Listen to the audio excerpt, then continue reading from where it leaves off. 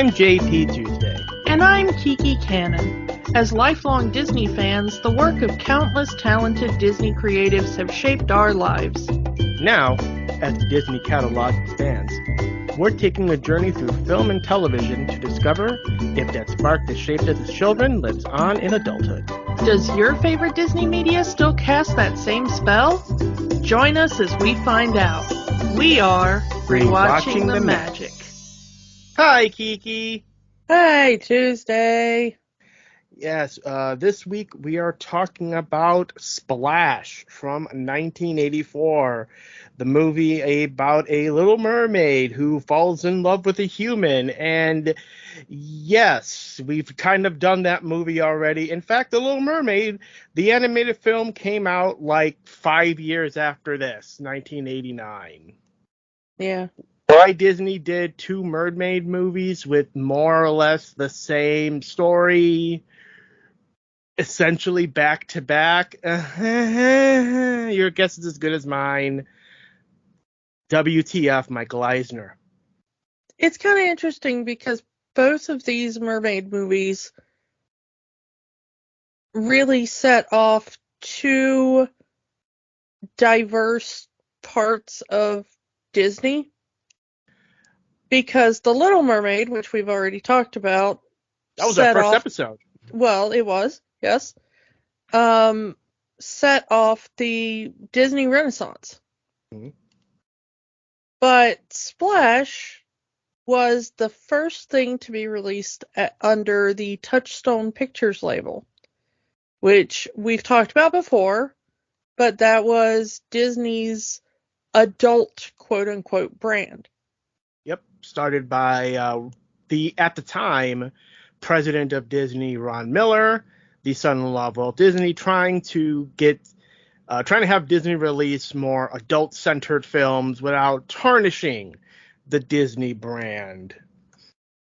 Yeah, and they want that money, but they don't want the Disney name to be tarnished with, boobies and butts. And they kind of still do that today. Like, the Disney logo is not before any of the Star Wars movies or any of the Marvel movies or even the 20th Century Studios movies. They separated those three studios without the Disney logo. Same thing with Touchtone. You don't see the Disney logo when you watch a Touchtone movie. And yeah. Since you mentioned boobies and butts, when Disney Plus first launched, this movie had a bit of controversy because Disney had censored the movie, adding CGI hair extensions on Miss Daryl Hannah to cover up her butt and using alternate takes so you wouldn't see her hair move and see her boobs. And that was a point of contention going all the way up until this past summer. I mean, Thor Ragnarok gave us a CGI Hulk butt. Love and Thunder gives us Chris Hemsworth's butt in full view. And who knows however many movies in the Disney pantheon on any studio has a naked male butt in full view. But you can't see female butt. Now, granted, I understand that those male butts were mostly used as comic relief, and female butts are default seen as sexy, even if it's not a sexy situation. But there was a bit of pushback. How come I could see, for lack of a better term, how come I could see Chris Hemsworth's butt, can't see Daryl Hannah's butt? But things have changed since then. The version that we watched on Disney Plus is, in fact, the theatrical cut, as it was originally released back in 1984. This past summer, they had updated the movie in a new 4K restoration. Yes, in this 4K restoration is the theatrical cut. No more CGI hair extensions. You do see the shots of Daryl Hannah's boobs for 1 second. So if you're watching this movie with children, boobs and butts are things that women have. I'm sorry. Yeah, and the weird thing is that I don't particularly see it as overly sexual. It's not. The scenes when you see them are not sexual scenes, but in the public viewpoint, it's very weird that, yes, the female form is, for some reason, automatically seen as sexual, even if it's in a situation that's not sexy.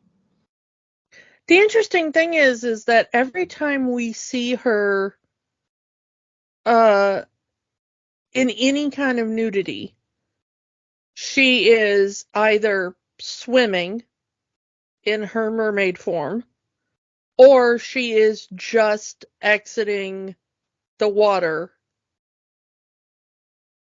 and would not have access to clothing.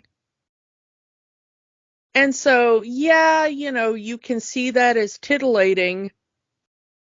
But the weird thing is that in the moments in the movie where people would be sexualizing her, like the time when she climbs out of the water onto the Statue of Liberty, onto Liberty Island, you do see that she's nude and you get a shot of her butt, and, it is a shot of her butt.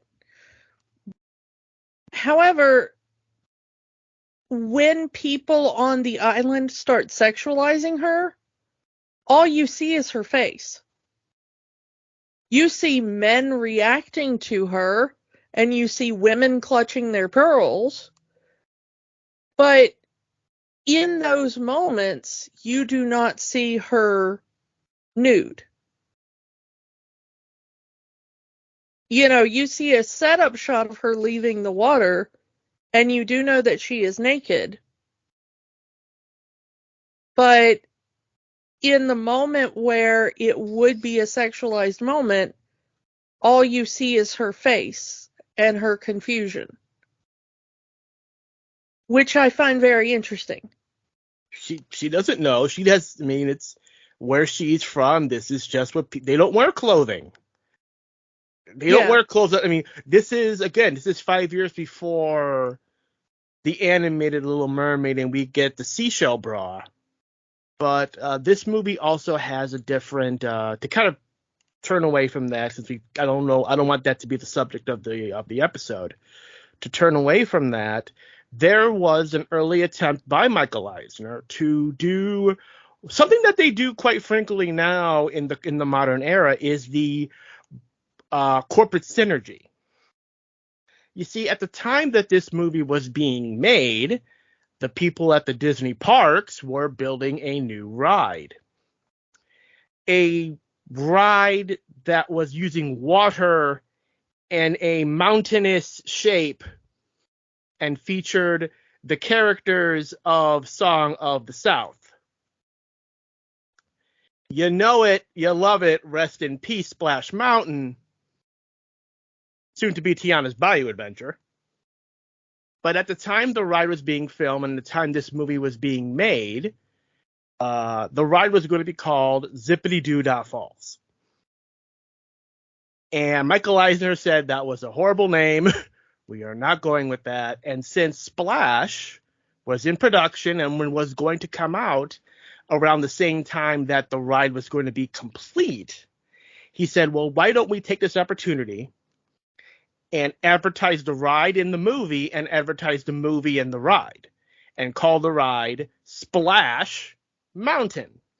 That is why the ride is called Splash Mountain.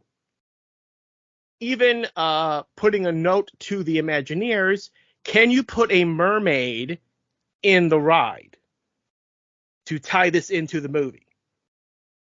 They did not, but they did keep the name Splash Mountain. On the flip side, in this movie, Tom Hanks, at two different points in this movie, sings Zippity Doo Dah. There is your early corporate synergy of the Michael Eisner era. I thought it was weird that he kept singing the song, but then I was like, well, it is owned by Disney, so I guess they wouldn't have to pay for the rights. Mm-hmm. And I just thought that's why he kept doing it. Mm-hmm. That's even weirder. So imagine if at some point in Splash Mountain there was just a humanoid mermaid among these little forest creatures that may or may not look like Daryl Hannah. That is very bizarre. One of the interesting things that shows up on the Wikipedia entry for this movie, Mm-hmm. and I mean, I guess it's true. It lists it as coming from the documentary of the Splash DVD. I mean, we both watched this on Disney Plus, so we didn't have access to this documentary. Apparently, Daryl Hannah was so good at swimming like a mermaid because she was really into the Hans Christian Andersen story, Little Mermaid, when she was a kid. And she would tie her legs together in the pool and try to swim mermaid style. And we talked before in the Little Mermaid episode about how I would do all kinds of weird things in the pool because I spent a lot of time in pools. Because I live in the South and I had a relative with a pool, and so that's just what I did in summer. I never tied my legs together, but I did the same thing, just holding my legs together. She was able to swim pretty good in that prosthetic or whatever they had her in for that mermaid tail. But apparently it was really hard to get on and off, so she just had to like sit in it on set. Hopefully she didn't have to go to the bathroom in that thing. Ugh, I don't know. Costumers really need to think about that more. Yeah. A lot of the Marvel people talk about that, about how their costumes are not made for that sort of thing, and I'm like, we really, really need to talk to costumers about that. Mm-hmm. Costume people, think about biology when you are creating costumes. But it'll put seams and it'll look bad on camera. But Don't care. Superheroes have needs too. True. So let's kind of go into the story of this movie. So we start the movie here in the 1960s, complete with black and white footage of Cape Cod in the 1960s. And we have our main character, Alan, who is just obsessed with the water. He looks in the water. That's all he does when they're on this vacation to Cape Cod. And sees something in the water and then jumps in. It's a little girl. He sees this little girl. They're having this great time underwater before he's pulled out. No one sees this little girl but him, so he thinks it's some sort of hallucination, some sort of dream.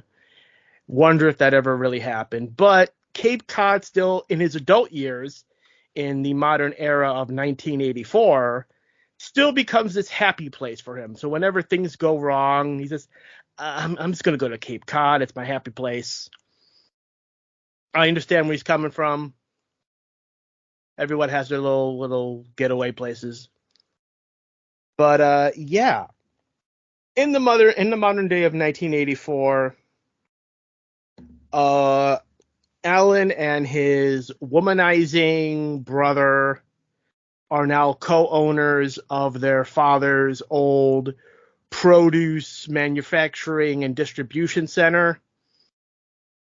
I kind of want to pause there because Tom Hanks and John Candy have immensely great chemistry in this movie, playing brothers.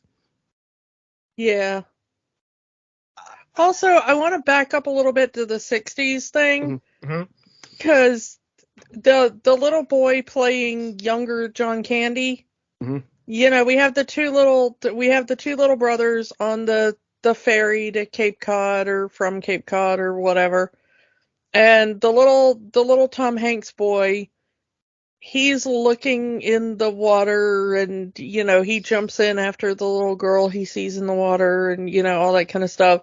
Meanwhile, little John Candy boy is like dropping coins on the deck behind women and trying to look up their skirts. Something he apparently still does as an adult in this movie. Yeah, but the funniest thing to me, like, because you can kind of forgive a little kid if the parents haven't taught them right. Because little kid, you know? Yeah. Little kids have to be taught.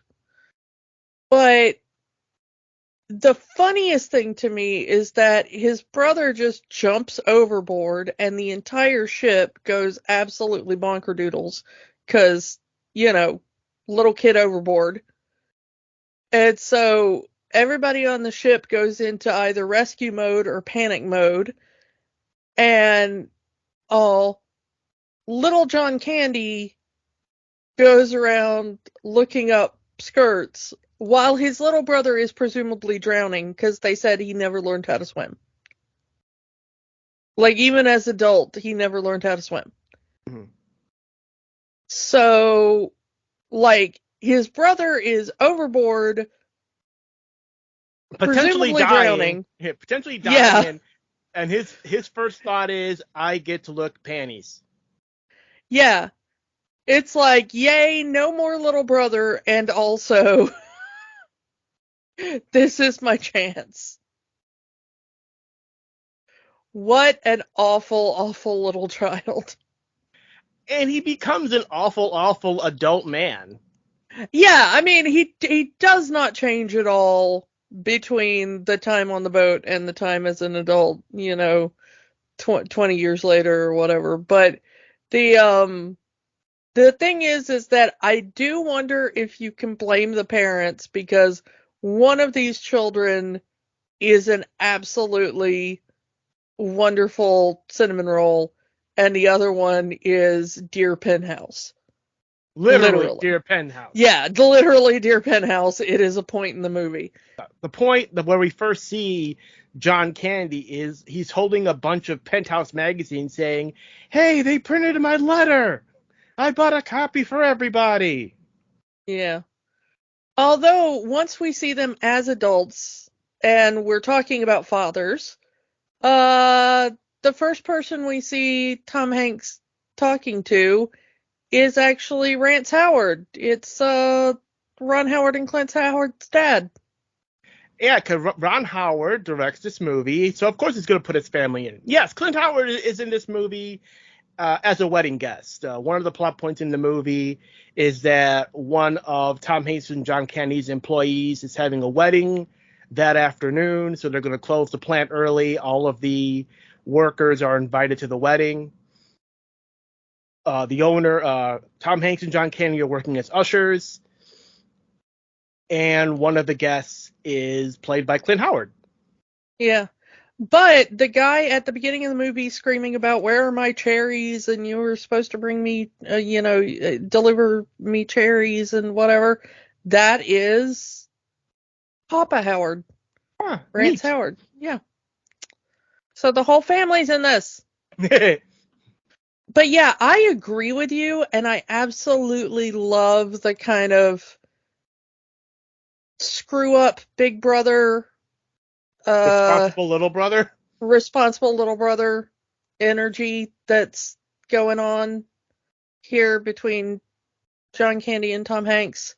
They have amazing chemistry, excellent casting, excellent pairing. I mean, this is the 1980s. These are already hot actors at the time of this movie. Yeah. I'm not sure I would have thought to have cast them as brothers. I'm not sure I would have thought they would have had that chemistry together, but it works. Now, I mean, granted, they make no effort to make these two actors look alike. They don't have John Candy dye his hair to match Tom Hanks. They don't have Tom Hanks dye his hair to match John Candy. It's just, this is Tom Hanks, this is John Candy, this is how they look. You can buy them in that role, which I like. They're hugging, they're dancing with each other, they're, kisses on the forehead, noogies. Like, these two are acting like brothers. As a brother myself, I definitely understand where these characters are coming from and how they're acting. And yeah, I can buy these two characters as brothers. Tom Hanks, John Candy, amazing chemistry. I wish they had worked together more. The interesting thing is that you can tell basically immediately that despite the fact that John Candy is a screw up, this business is doing bank. As John Candy says, he was there at the start where their father started the business. He knows everything there is about the business inside and out, even though he is a screw up. Even though he's through various lines in the movie, he spent all the petty cash of the company gambling. He's bought rotten fruit and vegetables from different farmers as a way to pay off gambling debts.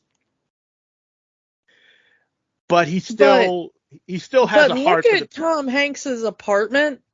Like that apartment in New York, even in the 80s, that's a money apartment. Yeah.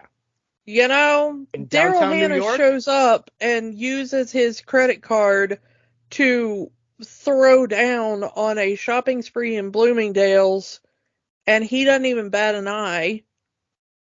He drives a BMW,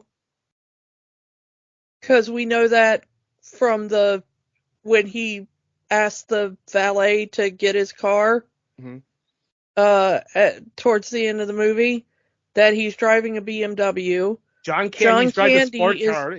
Yeah, John Candy drives a slick sports car. You know,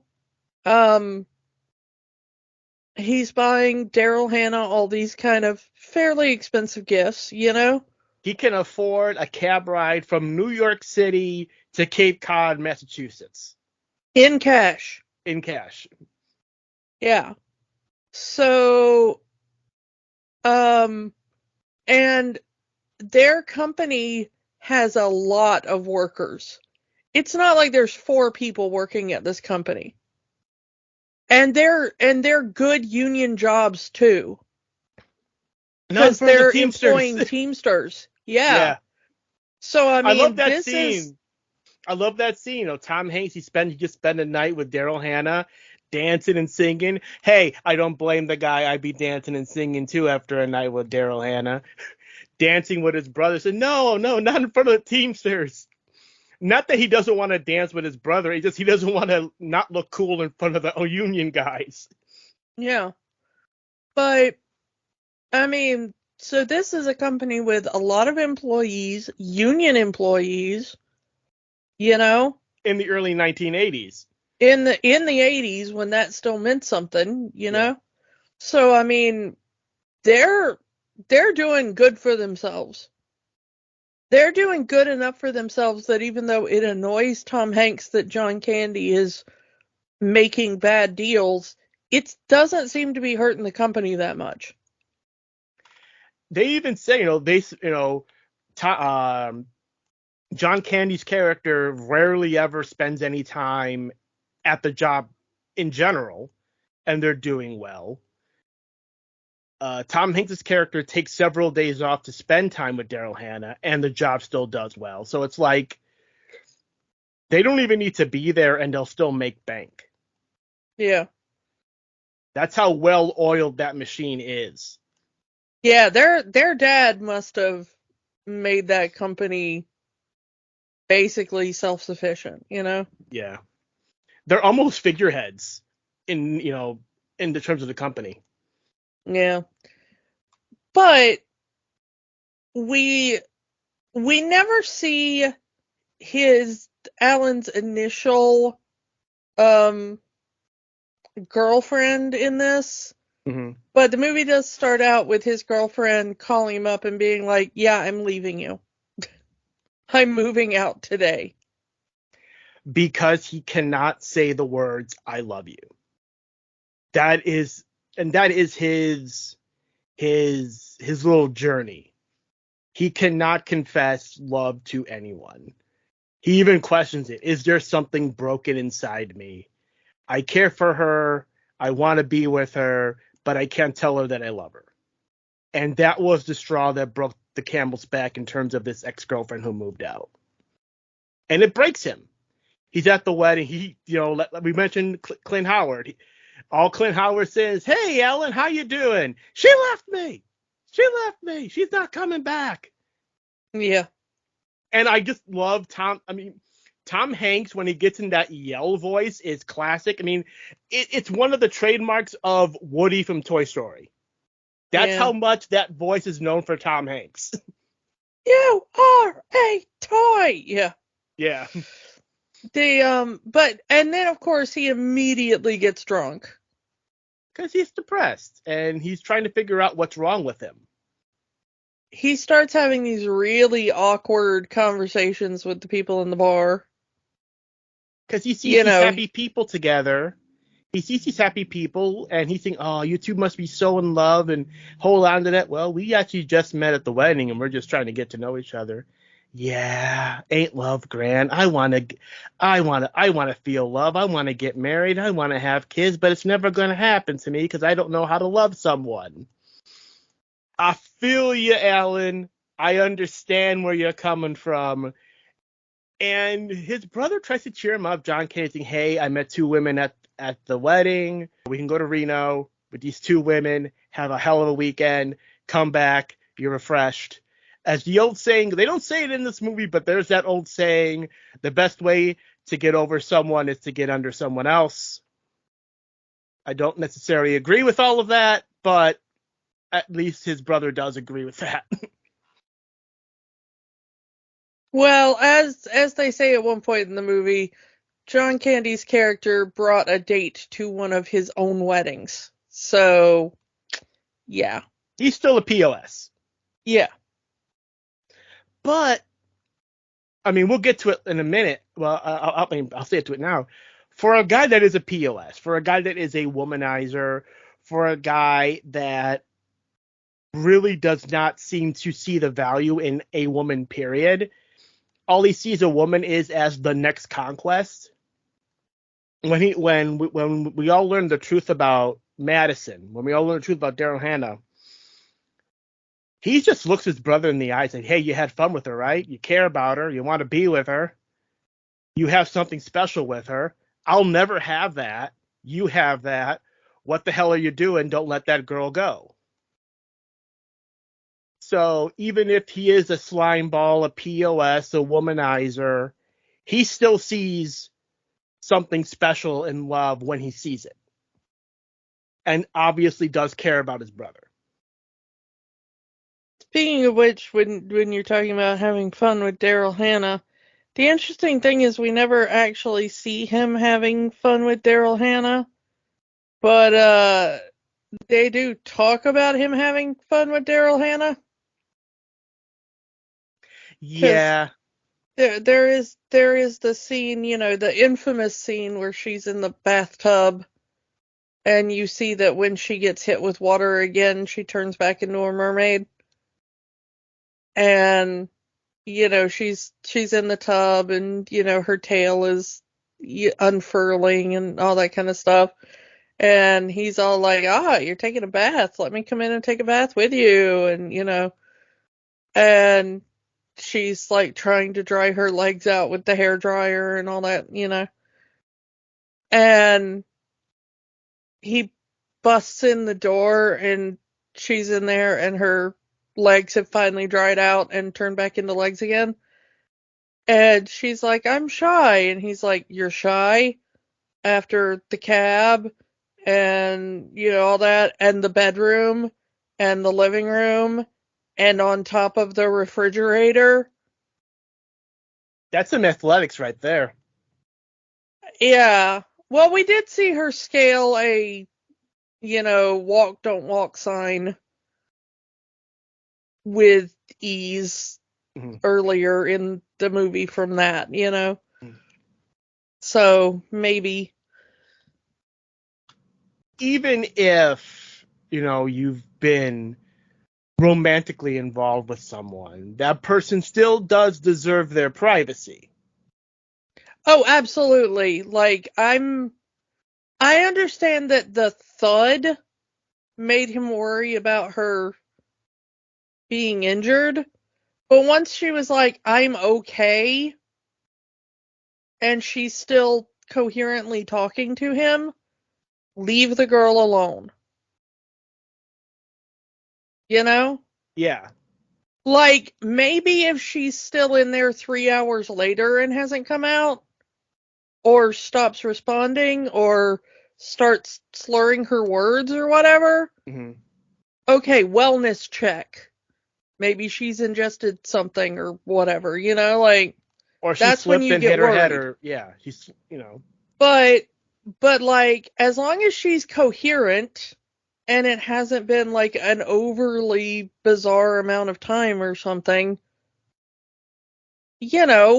sometimes you bonk your knee on something and it makes a noise. Like, it's okay for like an accident to happen, or you drop the shampoo bottle or something. Like, Or you just slip. It's a bathroom. It's a wet floor. yeah, I mean, it's okay for somebody to say, like, I'm fine, I don't need assistance, thank you, I'll be out in a minute. Yeah. Like, That is also, you could say, part of the reason why the previous girlfriend left, because the minute things don't go the way Alan likes them, he turns into an asshole. he does a bit, yeah. Like when they're skating. And this is the build up of the entire movie, where she says, "Where I come from, I've never heard music. Where I come from, they don't wear clothing. Where I come from, we don't have this or that or television. Or it never gets cold where I live, so I've never seen ice." After all of that comes together, and Alan has fallen in love with Madison and says, "Marry me. Be with me forever." And Ashley, for the first time in the movie, says the words, "I love you," which is kind of brushed aside in the movie. I wish that had been a bigger build up, especially how they Yeah, made it. because she gets him like a massively interesting and difficult to get present that she knows means a lot to him. And then he goes, I love it. And then he goes, I love you. And it's kind of just glossed over. Yeah, And I wish it had been given more weight. You're right. yeah. So for the first time to anyone, he said the words, "I love you," and he wants to marry her. In his mind, she says that she can only be there for 6 days. When the moon gets full, she's leaving. And he thinks it's an immigration issue because she arrived to the country naked. She has no passport, she has no paperwork, no identification. So the logic in his mind is it's an immigration issue. She can only be here for a few days, and then she has to go back to her home country, wherever it is. And she says, "Well, you don't have to leave. I can give you a job at the plant. I can do this, I can do that, or you can marry an American and they'll have to let you stay here. Madison, will you marry me?" And she rejects him. She says no, because if she stays with him, she can never go back. We're never given the detail of what this means. All we know is that if she stays on land with him past these 6 days, she will never be able to return to wherever her home is, whatever undersea paradise that the mermaids come from. We never know. We only see it once at the very end of the credits. Ellen doesn't understand this. He gets upset. You know, "Oh, I'm pouring my heart to you. You don't want to be with me. You don't have this. You don't have that." Well, they don't have anything in your country, do they? Well, we have this here. And he just becomes a complete asshole to her because she said she didn't want to marry him. And maybe that's the reason why his previous girlfriend left, because the minute things don't go his way, he becomes an asshole. Now, granted, he tries to apologize, but she's already gone. And I love the the guy that runs the ice skating place. Have some dignity, man. That's actually the guy who wrote the movie. Yeah. Neat. One of the screenwriters, anyway. I want to backtrack a bit, because after the wedding scene, and he pays this very large cab fare from New York to Massachusetts, because Cape Cod is his happy place, we meet the kind of our villain for the movie, Eugene Levy as Dr. Kornbluth. At first, we're not. He's, he has this equipment. He has these flunkies that he's constantly berating for being stupid, because he's a scientist and he's smarter than them, which makes he's better than them. Very, very Saturday morning cartoon villain things. And his whole thing is that he's trying to prove the existence of mermaids for some reason. And that's why he's at Cape Cod, because there was a sighting of a mermaid there at some point. And as Madison flees after saving Alan a second time, Eugene Levy sees her, finally says, "Yes, I finally found the proof I need to prove that mermaids are real." And that becomes the big chase in the movie, is Eugene Levy trying to find this mermaid that is now on land as a human, to prove the existence of mermaids, because his old college professor would tell him stories about mermaids. And that itself is a weird scene, because he goes to him and said, "Yeah, you told me about the myths and the legends and about mermaids and things, and that's what I'm trying to do. I'm trying to prove that they're real." And his professor looks at him and it says, "Yeah, I told you that as a story. You were a child." They through the dialogue, we learned that he went to this college when he was 12 years old. That's how smart he is. And made it his entire mission in life to prove that mermaids are real. And it's a very interesting take, especially when you really listen to that dialogue and say that he was quite literally a child when he heard these stories, and just made that his life mission. Yeah, you have a feeling that the professor was trying to just do something nice for a 12-year-old.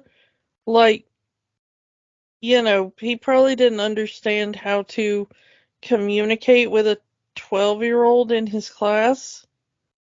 And so he was like, "Oh, let me tell you a bedtime story about mermaids." And Eugene Levy's character was like, "Oh, my college professor is telling me about mermaids. This must be the true story of mermaids." If my college science professor is telling me about mermaids, this guy's a smart guy, college professor, they must be real. Probably just misunderstood, Mm-hmm. Side note, it was so weird to realize Eugene Levy was in this movie, because the last time I saw this movie, I did not know who Eugene Levy was. So, this was probably the first thing I ever saw him in. And so, like, all the movies he's, like, really famous for, uh, were just not made yet. Because he's so young in this. It's so funny to see him so young. It's weird, because I did know about him, but then this is 1984, the Comedy Channel playing reruns of SCTV. Yeah, I was a weird kid watching that. Yeah, like I said, we didn't get that channel, so I didn't get to see those until later. So this probably would have been the first thing I ever saw him in. Yeah, it was so funny to go back and look at it and be like, "Oh my goodness, he's in this," and then he is so very young. But he does such a good job in this. He makes such a good, like, schlubby little villain, like. Yeah. You want to punch him in the face. Yeah, but I mean, of course, in the end, he's not like really a villain because he doesn't mean her any harm. He just wants to prove that mermaids are real.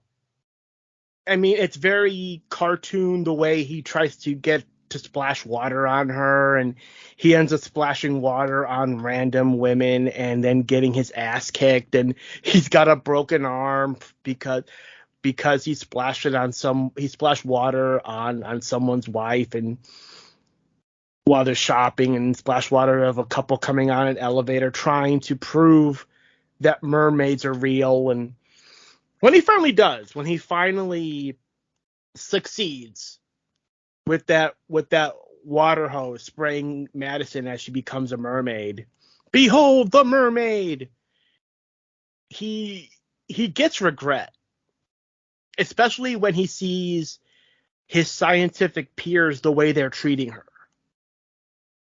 They're treating her like an animal. They want to dissect her and see how her body works, and she's turning pale in the water they have her in. Well, it's very weirdly Shape of Water, because even though they don't make a big deal about it, you do see the giant shaker of salt next to the bathtub. Mm-hmm. You know, so she has salinated the water, and we have a feeling they haven't salinated the water in the tank when they capture her. Which is why like her scales are kind of peeling and stuff, you know. If you put fish in the wrong salination of water, they tend to die, or the wrong size tank for too long, you know.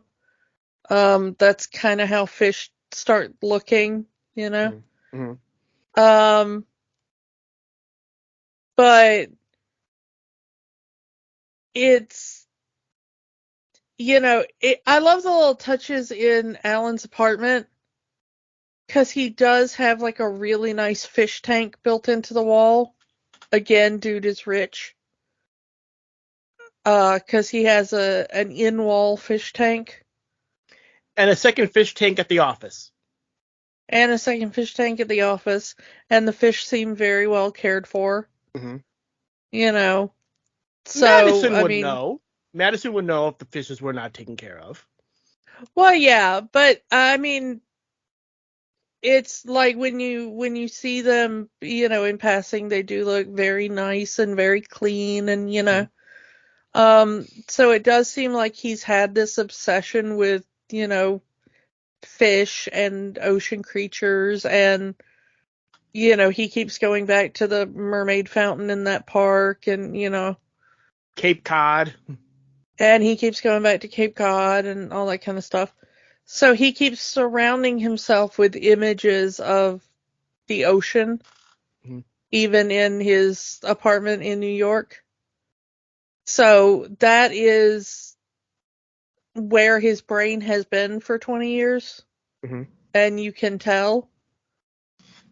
But yeah, I mean, going back to the Eugene Levy character, you can tell that he doesn't hate Madison.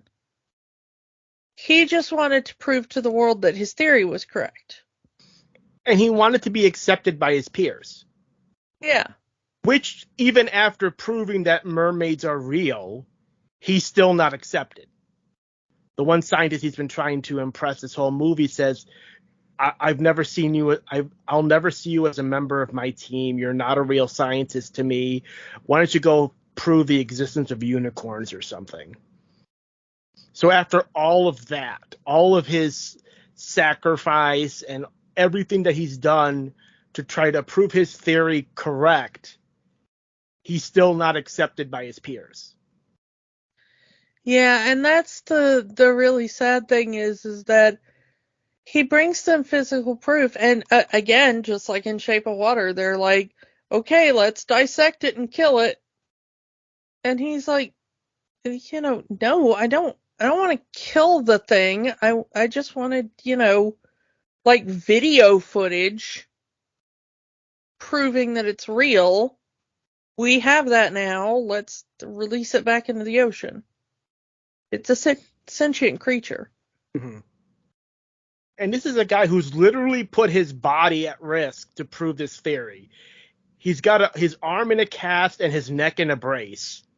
Granted, his own fault, but look a little more closely before you throw water on every blonde woman in New York.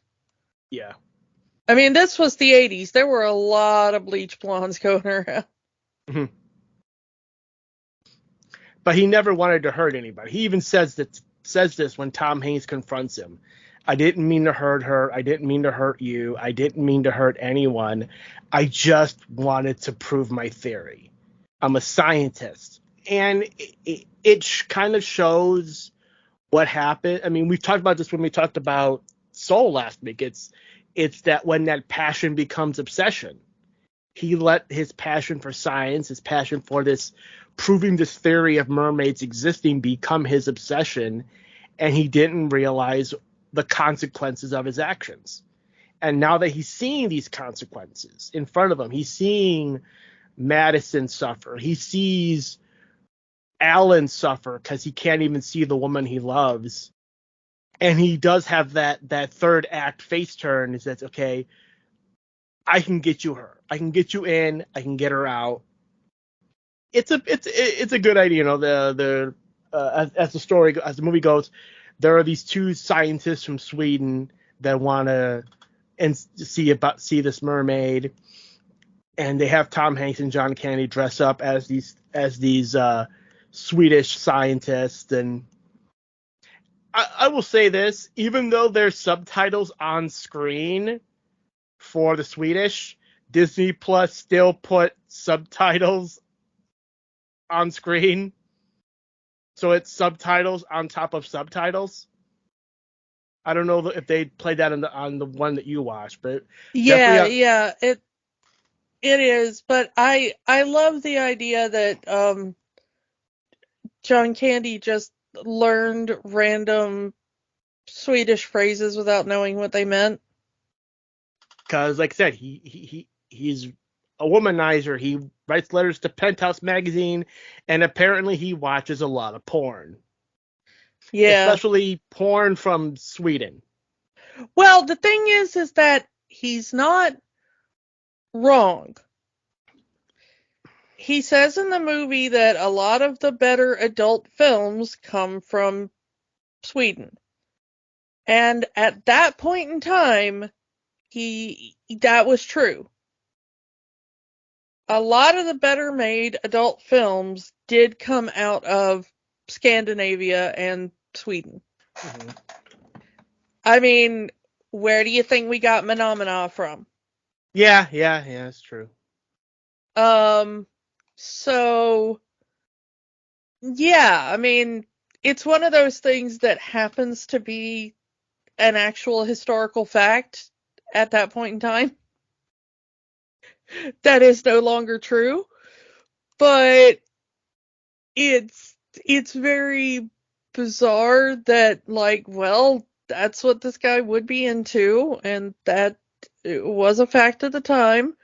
But the thing is that, I don't know how many of them came with subtitles. Probably none. But he just probably heard random phrases over and over again. Well, he said he watched the same movie 400 times. Well, yeah, and so it's one of those things like, how you'll hear like 99 Luftballons or whatever, like you'll hear random things in German or whatever, Certain anime fans watching subtitled anime. Yeah, anime fans that'll just hear things in Japanese and you don't entirely know what they mean, But he heard, phrases, and so when the guy challenges him on, like, do you speak Swedish or whatever, and he's like, oh yeah, he just answers back the first thing he thinks of, and it's a joke about, the size of his genitals, and the thing is like, but he's talking to a military guy, and the military guy's like, yeah, you know? Hey, he was interested because he says, he says in Swedish, what brings you so far away from home, and he answers about the size of his genitals, and the guard is very interested in this comment. Whatever floats your boat, dude. This movie is very very proactive for a 1980s movie, especially earlier in the movie when Madison tries to tell Alan her big secret, and we know what the secret is, but Alan doesn't know. So he goes, "Why? What's your big secret?" And one of the things that he says, "Did you used to be a man?" I don't care And about that if it is. yeah, and he says he would totally be okay with it if that's what her secret was. Like, he still wants to marry her. Mm-hmm. And I was like, that's like For really 1984, progressive for yeah. 1984. Like, good job, Alan. Like, Usually in 80s comedies, that will be played off as a joke. Hell, even in 90s comedies, that will be played off as a joke. But this is a straight, him being very honest. I don't care what your secret is. I don't care if you used to be a man. I love you and I want to be with you. Meanwhile, we have John Kennedy saying he has a large manhood, and the guard is very interested in that. which is also, yeah, pretty progressive. This is even before Don't Ask, Don't Tell, you know? Yeah. This movie is strangely interesting. Again, like I said, we know that Alan and Madison have slept together multiple times in this movie. We never see it. And like I said, all the nudity in this movie is bizarrely non-sexual. Mm-hmm. Which, again, is rather progressive. I don't So, think I don't think Disney even had the cojones at this point in time to do a full sex scene in one of their movies. Even if it was the studio that was supposed to be the more adult-centered movies. but weirdly, this, we watch a lot of stuff that's like, ooh, that does not hold up. Mm-hmm. Even under the Disney brand. And I just gotta say, I was shocked at how weirdly unproblematic this movie was. Yeah. Like, the worst thing about this movie is that it contains shots of the Twin Towers because it was filmed in 1984. And it's really bizarre looking at 80s downtown New York at night versus New Year's just happened. We just saw downtown New York in 2024 and how night and day those two places look. Yeah, this is right after they started doing the cleanup of like Times Square and stuff, Mm-hmm. and removing all the adult theaters and the strip clubs and the. Also, point the movie theater in this movie is playing Evil Dead. Yeah, there is a movie theater playing Evil Dead. It would have just come out. And there's like breakdancers on the street, and it's, just like, hey, that's an awesome thing, Mm-hmm. It's, you don't get the sense of like crime-ridden, gritty streets of New York. It's New York City seems kind of a welcoming place, Mm-hmm. except for she causes a car accident and a guy gets out and yells at her. That's kind of the most like aggressive New York City this movie gets. Mm-hmm. Which is weirdly wholesome. Yeah. It's amazing what coming back to this movie and seeing for a movie that is supposed to be from the studio that is handling the more mature movies, that it kind of does retain some of the Disney wholesomeness. That's really weird coming back to this movie and seeing that. Yeah, I have not seen this movie in absolute ages, and I did not remember much about it. And I was expecting it to be extremely problematic with a capital P. You Raunchy. know? Yeah, I was expecting it to be raunchy 80s comedy. Mm-hmm. And I was absolutely shocked by how not that it is. Mm-hmm. Even the ending of the movie is extremely wholesome. Because, we talked about when we talked about The Little Mermaid that even though that's still probably my favorite Disney movie of all time, slightly problematic in some areas of how it treats Ariel and her infatuation with Prince Eric. Mm-hmm. That is not where Madison is coming from. Like, Madison gets on land and Alan is immediately like, marry me, stay here forever. Be mine. I will get you a job here. You will live in my house. You will, you will be my woman forever. And she's like, no, want to go back to the underwater kingdom. Thank you. And even before, like, the government gets a hold of her and starts testing on her and everything, it's not like that turns her against the above world. She's like, no, I kind of came up here to like see you and kiss you and do other things with you, but I was always planning to go home. She almost goes home when Alan gets mad at her. Like, we see her start to take her dress off and looking at the ocean, and she's just about to leave at that moment before she turns around and says, yes, I will marry you. So she was ready to bolt right then, because in that moment she believed that Alan didn't love her anymore because she told him no. So she was willing to give up going back to whatever her undersea kingdom, whatever that is, to be with this man. And then at the end, she tells him, come with me, be with me, live in my undersea kingdom. And he's like, yeah, no, I can't even swim. And she's like, no, you remember when you were a little kid and how you weren't drowning to death? And he was like, yeah. She's like, yeah, that's because you were with me. And he was like, the what now? And she's like, if you are with me, you are going to be safe underwater. And he's like, okay. Which we do. If you go back to that beginning of the movie, he's breathing underwater as a kid. And during the end credits, he's breathing underwater.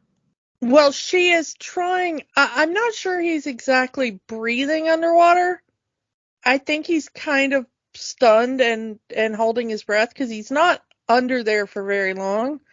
But she's moving toward him to try to kiss him because he's struggling underwater when he first jumps in at the end of the movie. Mm-hmm. And she goes up to him and she kisses him, and that's when he starts to breathe underwater. But if you look at the beginning of the movie, when they're little kids, she's swimming up to him and she moves in like she's going to kiss him. And you're thinking, like, that's weird, they're little kids, like, maybe she's just like, oh, boy, first kiss or whatever. But it's very clearly obvious she was trying to save his life. Mm-hmm. Because it seems very much like the kiss is the thing that makes him capable of breathing underwater. And so I think she saw a drowning little boy, and she was like, if I kiss him, he'll be able to breathe underwater. And this is a big thing for him, too, because he even says, how can I leave my brother? Because he's thinking about he's not necessarily the business. He's talking about his brother. or I'll go with you and I'll come home on the holidays and see my brother. He says, no, no, no. If you come with me, there's no going back. So in that moment, he has to make a choice. Does he go with the woman he loves and be with her forever, never seeing the only member of his family that we know of? Or does he stay? Yeah, we don't know what happened to their parents. Well, but they make a mention that their father died 5 years prior to the movie, which is why they're running the business now. We never heard anything about their mother. But that's all we know. As far as the movie is concerned, the only family Alan has is his brother. So that is the choice he has to make. He can stay with his brother on land or stay with the woman he loves in the sea. But the thing is that all things being equal, I'm not sure he would have entirely had to worry about his brother, because at the point where he gets, the bonk on the head from the boat and he really gets into Madison and dealing with her, John Candy kind of takes over the business, and things are actually going okay. Like, without Alan there to do everything, the brother kind of steps up. Freddie, yeah. And as he says, as Freddie says earlier in the movie, he was there when their father started the business. He knows everything about that job. Yeah, I think Freddie's just kind of been slacking off because there's been somebody else there to do it. Mm-hmm. So I think that's kind of been what's going on. Freddie had to step up. Yeah, and so I think Freddie's capable of doing it. The only problem is that, like, is Freddie going to be just in jail for, like, how many years now? For breaking into a government facility and releasing, for lack of a better term, what the government would consider Madison government property. Yeah, because the last time we see Freddie, he is sitting in the tank pretending to fish. Mm. And he's just like, hey, boys, come on in. The water's fine. And he's just surrounded by, like, military guys with guns. And they're like, arrest him, And the thing is that the last time we see Eugene Levy, he is also being arrested. And the last time we see Tom Hanks, he is swimming away to the underwater kingdom, free and clear.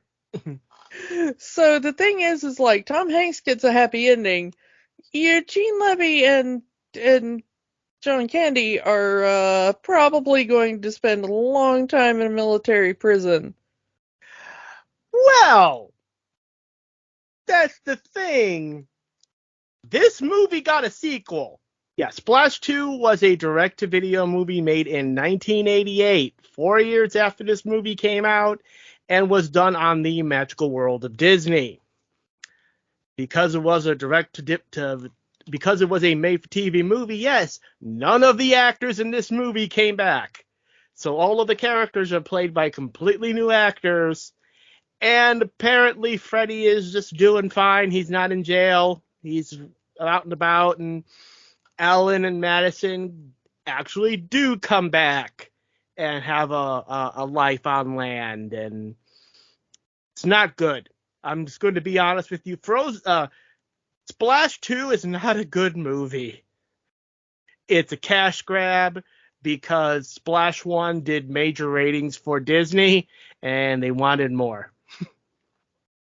Yeah, I never saw that, so this to me is the movie.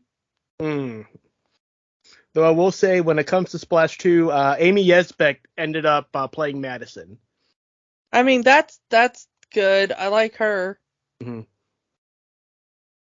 But as far as I'm aware, Splash 2 is not on Disney Plus, nor is it anywhere, should it be anywhere. I'm going to be honest with you. It is best forgotten. So, Kiki, Splash, does it have the magic?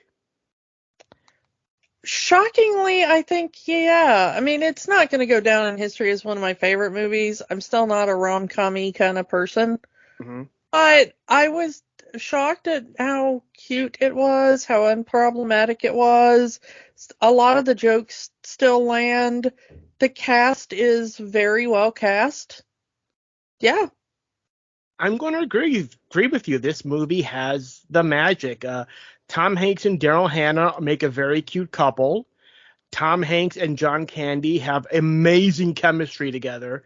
And like I said, I'm going to repeat it. I wish that those two did more things together. I would have loved for them to like be one of those things where they were just doing movies together. Because I want to see what else that they could have done together. And I'm sad that they never got that chance. Yeah. But yeah, definitely has the magic. Definitely check it out, especially the new. Before we get going, I'll say it, since this was a 4K transfer, how did it look on your 4K TV? I mean, it looked pretty good. I didn't really feel like there was a lot of enhancement, Mm-hmm. but it looked about as sharp as An 80s movie is going to be. An 80s movie is going to look. Mm-hmm. So yeah, I would recommend it. So on to next week. So Kiki, there's this family of cats that walk into a talent agency. No. Fine, fair enough. Next week we are doing the Disney classic, The Aristocats. The Aristocats. Aristocats. Yes. It's the cats. We will do that one. So come back next week for the Aristocats, and we will talk to you all next time. Bye. Bye. Don't let the magic stop here.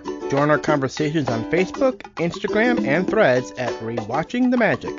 We are on the X, formerly known as Twitter, at Rewatch the Magic. And new episodes are available every week at rewatchingthemagic.podbean.com. Remember, the magic is for everyone.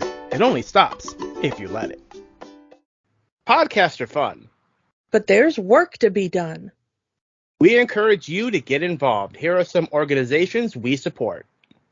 The American Civil Liberties Union fights for the constitutional rights of all Americans. Find them at aclu.org.